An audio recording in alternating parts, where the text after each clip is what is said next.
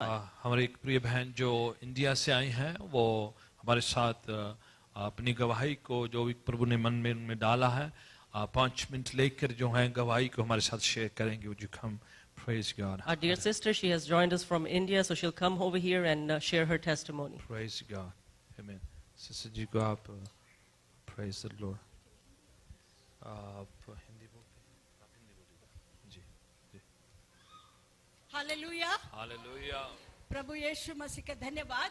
मुझे यहाँ पर प्रभु यीशु ने जो मेरे जिंदगी में जो किया उसको आपके बीच में लाने के लिए प्रभु ने मौका दिया, इसके लिए मैं धन्यवाद करना चाहती हूँ. या ओके, सो सबको हिंदी आती है.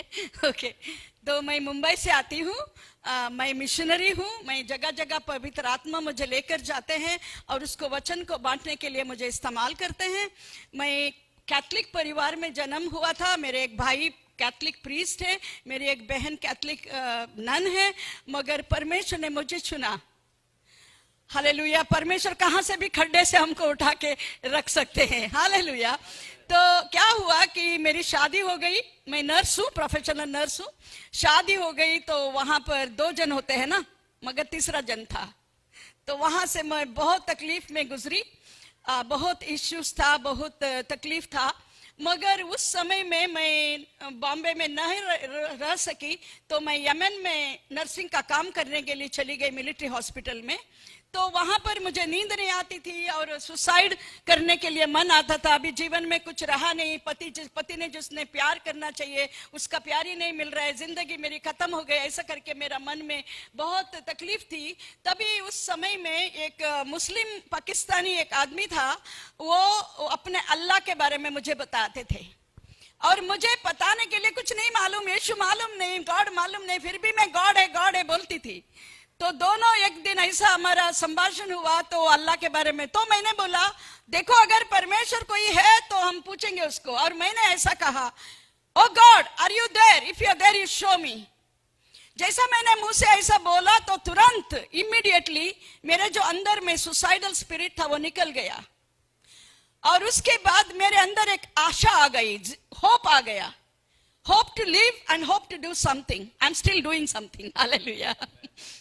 तो वो आशा मेरे जिंदगी में आई. तो वहां से यमन से मैं इंडिया वापस आई. वहां पर ये पटना में काम करने लगी हॉस्पिटल में. फिर अबू धाबी में जाने के लिए काम मिला मुझे और एक मिलिट्री हॉस्पिटल में काम मिला. बहुत अच्छा काम मिला.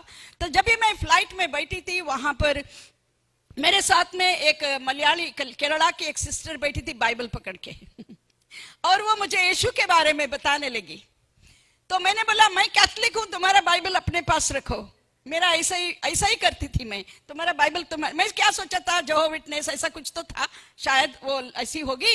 तो तुम्हारा इस बाइबल को रखो ऐसा करके. मगर 4 महीना लगातार कोई ना कोई आकर मुझे यीशु के बारे में बताते थे. आखिरी में मैं गिटार सीखने के लिए वहां पर बितवान म्यूजिकल इंस्टीट्यूट में गई और वहां पर 2 भाई लोग मुझे गाना सिखाते थे, गिटार सिखाते थे. एक भाई सिर्फ यीशु का ही गाना सिखाते थे. तो मुझे अचंभा लगता था ऐसा क्यों. सिस्टर बुलाते थे, मेबल नहीं बुलाते थे. तो मैंने उनसे पूछा कि आपको सिर्फ यीशु मसीह का ही गाना मालूम है क्या, दूसरा कोई गाना नहीं मालूम है क्या. तो वो मुझे बोले आइए. अंदर कोई एक रूम में लेके गया और घुटना टेक कर उन्होंने मेरे लिए दुआ की. दुआ करने के बाद उन्होंने मुझे ऑलमोस्ट कमांड किया कि ये वचन पाठ करके बताना भी. मतलब यूहन्ना का 4 अध्याय का 23 और 24 वचन. परमेश्वर एक आत्मा है, उसका भजन करने वाले ने सिर्फ वो पिता की भजन सिर्फ आत्मा और सच्चाई से ही करना चाहिए. मैं वो पाठ नहीं करने पाई. मुझे कभी मैंने ऐसा वचन सुना नहीं था. मगर ये 2 वचन मेरे मन में आया, आत्मा और सच्चाई.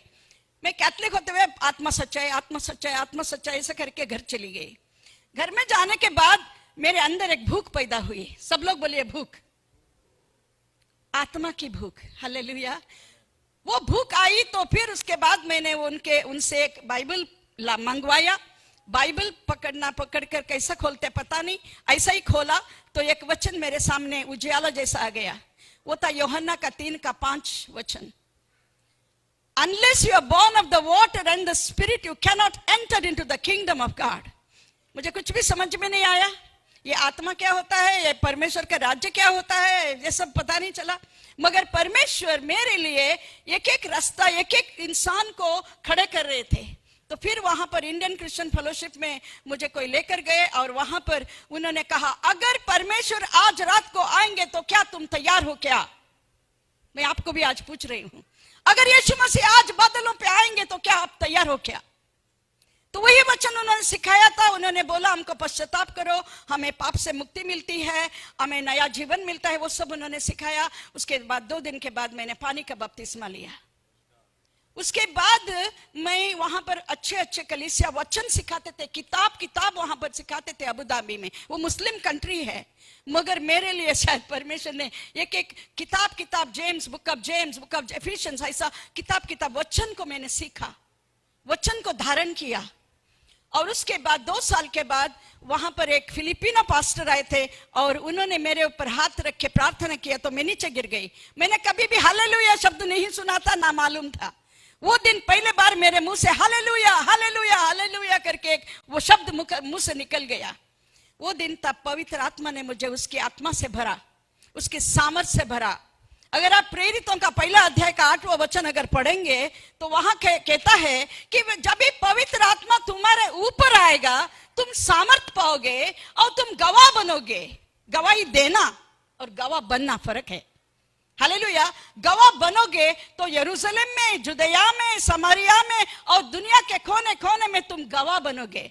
ये करके ऐसा वचन मेरे अंदर आया और मैं तब से लेकर आज तक प्रभु यीशु के लिए गवाह बन के गवाही देते हुए मैं खड़ी हूँ। Praise the Lord. I think that's enough. Yes, thank you. Praise the Lord. Thank you, Sister Ji.